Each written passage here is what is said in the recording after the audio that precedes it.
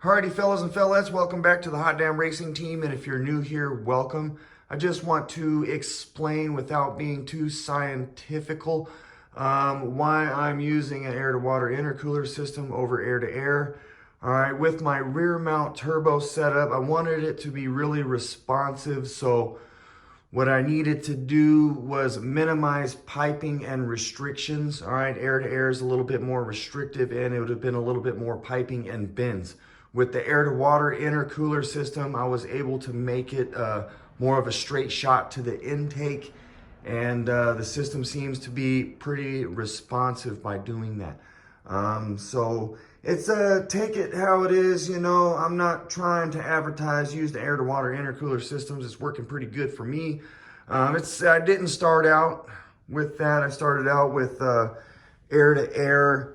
And I got an intercooler, it was too small, and I decided if I'm gonna spend some more money on an intercooler, I'm gonna go the way I wanted to go to begin with. And it was air-to-water intercooler system. I was just kind of scared of it at first, not anymore. I'm actually pretty happy with it. You can get the temps really low, guys, with one of these things. Wow, it's pretty cool. Ice up the water box, and it's you can feel the extra power, all right? Power, it brings in the power, or it brings out the power that would be there if it was nice and cool outside, you know, dense air. It's something else. I can kind of respect air-to-water intercooler. I'm glad I went with that. Now you're looking at, you know, with my truck, pretty crew cab, you know, I'm pretty sure there's other systems that have got a little bit more minimized with air-to-air, but you're looking at, we'll just say 10 to 15 feet on an air-to-air intercooler with piping.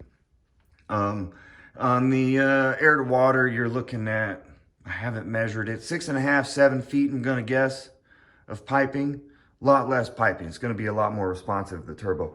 So that's basically why I went with the air-to-water intercooler system. You guys can go with whatever you wanna go with. I found this is really good for a rear mount turbo system. If I was gonna do front mount, I'd probably just do air-to-air.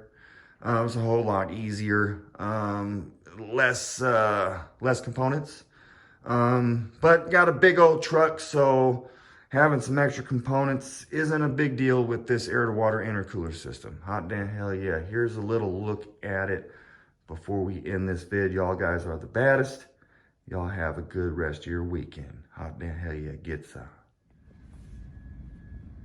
All right, I apologize about the lighting. It's getting a little dark here. All right, the intercooler sat on this red deal here I made, got it powder coated and didn't even get to use it. I'm gonna leave it on there anyway because I made it and I still think it looks cool. But anyway, I had piping coming around the truck going this way to the intake. It's a long distance. All right, and then I seen some guys, they got their piping that comes in up intercooler and come around this way. And there's more than one way to skin a cat. I've seen guys, their piping comes into an intercooler this way and then back around, which that one's a pretty good one because that's a really short distance there. All right, on this setup here for my rear mount turbo, I did as straight a shot as possible. I'd like to have this a little bit more professionally done, but you do what you can out your garage.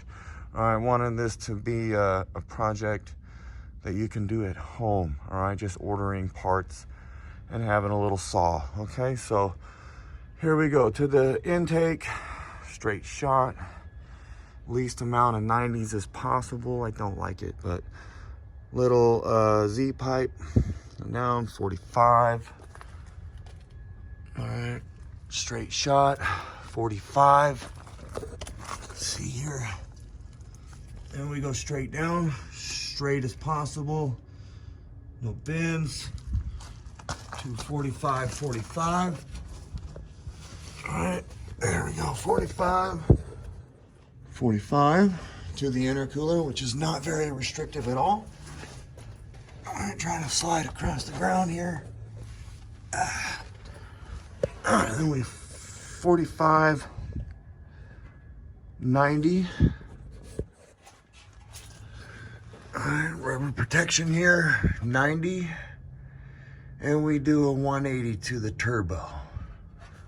All right, that's to keep it as high as off the ground as possible. All right, keep it as straight as a shot as possible to the intake.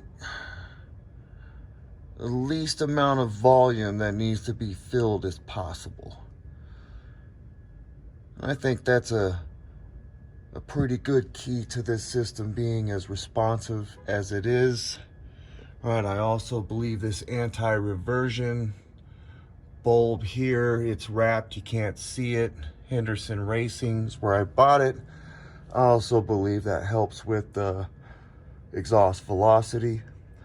But anyway, this is about the air to water, why I use the air to water intercooler, and that's why short piping responsive system.